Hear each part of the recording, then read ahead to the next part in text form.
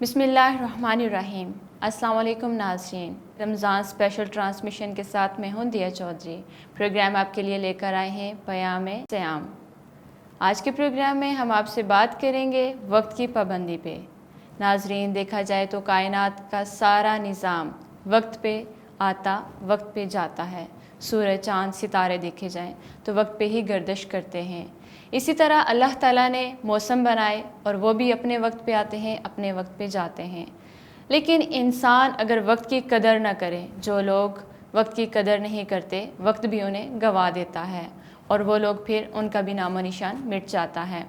وقت کی قدر کیسے کی جائے؟ اگر ہم آقا علیہ الصلوۃ والسلام کی زندگی دیکھیں تو جب آقا علیہ الصلوۃ والسلام کی زندگی کا آغاز ہوتا ہے، مشکلات ہمیشہ ہی زندگی میں آتی ہیں، لیکن ان مشکلات کا مقابلہ کیسے کیا جاتا ہے، پریشانیوں سے کیسے چھٹکارا حاصل کیا جاتا ہے، یہ ہمیں درس ملتا ہے آقا علیہ الصلوۃ والسلام کی ذات سے۔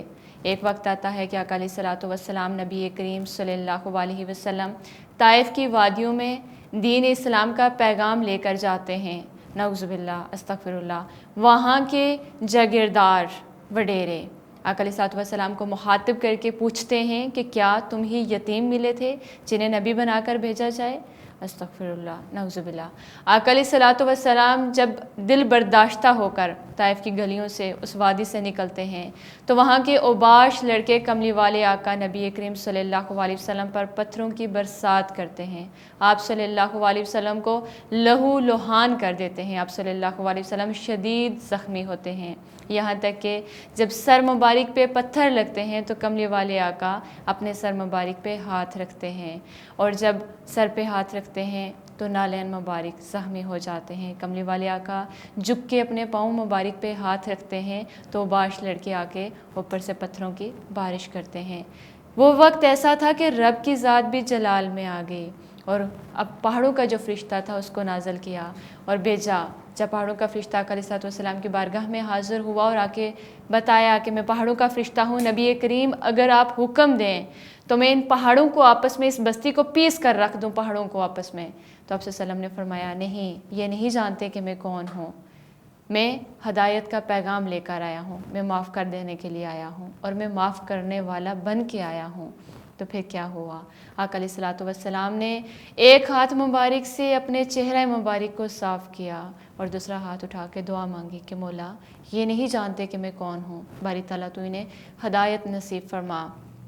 دوستو، بات ہو رہی تھی وقت کی قدر اور قیمت کی۔ ایک وقت آیا کہ کملی والے آقا طائف کی وادیوں میں پتھروں کی برسات میں ہیں، لیکن پھر دیکھیں کہ جب وقت پہ اپنا پیغام لے کر گئے، جگہ جگہ، نگری نگری دین اسلام کی دعوت دی، دین اسلام کی تبلیغ کی، لوگوں کو دین اسلام کا پیغام دیا، اللہ ایک ہے اس کا پیغام دیا۔ اور بڑا خوبصورت شعر، میں تلاش میں تھی رب کی کہاں ڈھونڈتی میں اس کو، میں تلاش میں تھی رب کی کہاں ڈھونڈتی میں اس کو، ملے جب میرے محمد تو خدا سے ملنا سیکھا، روح مصطفیٰ کو دیکھا تو دیوں نے جلنا سیکھا، روح مصطفیٰ کو دیکھا تو دیوں نے جلنا سیکھا، میں جو گری نہیں اب تک یہ کمال مصطفیٰ ہے، میری ذات نے صدا نبی کے در سے سنبھلنا سیکھا۔ پھر دیکھیں کہ وقت آیا کملی والے آقا کی ذات پہ کہ اللہ تعالیٰ نے یہ پوری کائنات، یہ چاند تارے، یہ عرش کرسی اپنے پیارے مصطفیٰ صلی اللہ علیہ وسلم کے لیے بنائے۔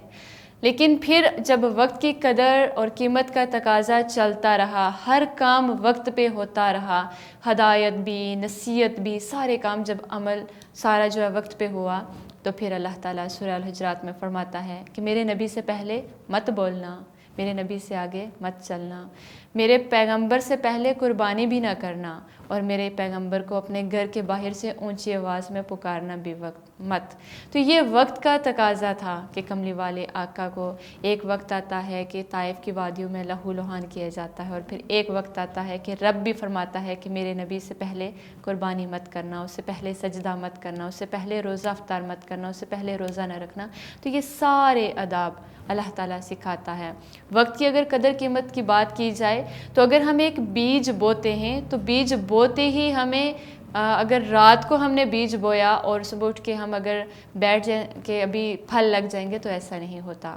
وقت کا تقاضا ہے کہ اگر آپ نے پریپ کلاس میں یا پہلی کلاس میں داخلہ لیا ہے تو ماسٹرز تک آپ کو جدوجہد کرنی پڑے گی. تکلیفیں، مصائب، پریشانیوں سے دو چار جو وقت ہے اس کا جب تک آپ حق ادا نہیں کریں گے تب تک منزل بھی نہیں ملے گی.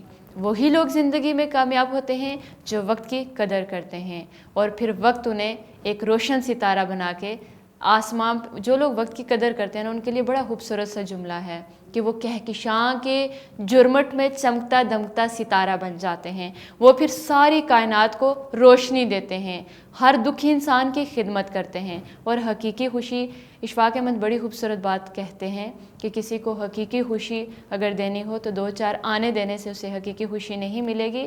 اپنی مصروف ترین زندگی میں سے چند لمحے وقت نکال کے جب کسی دکھی انسان کے دکھ درد میں شریک ہوں گے، اس کی پریشانی میں شریک ہوں گے، اس کے آنسو پوچھیں گے اور اس کے لبوں پہ مسکراہٹ لے آئیں گے تو وہی حقیقی خوشی ہوگی. وقت کی قدر کیجیے گا کیونکہ وقت ہی انسان کو جینا سکھاتا ہے. اور جو قومیں، جو فرد وقت کی قدر کرتے ہیں وہ واقعی ہی اپنی پہچان اور اپنا آپ معاشرے میں منواتے ہیں. اللہ پاک سے دعا ہے کہ اللہ تعالیٰ اس مبارک مہینے کی رحمتیں اور برکتیں ہم سب کو سمیٹنے کی توفیق عطا فرمائے. پروگرام پیام سیام میں میرا اور آپ کا ساتھ یہیں تک تھا. مجھے دیجیے گا اجازت. اللہ نگہبان.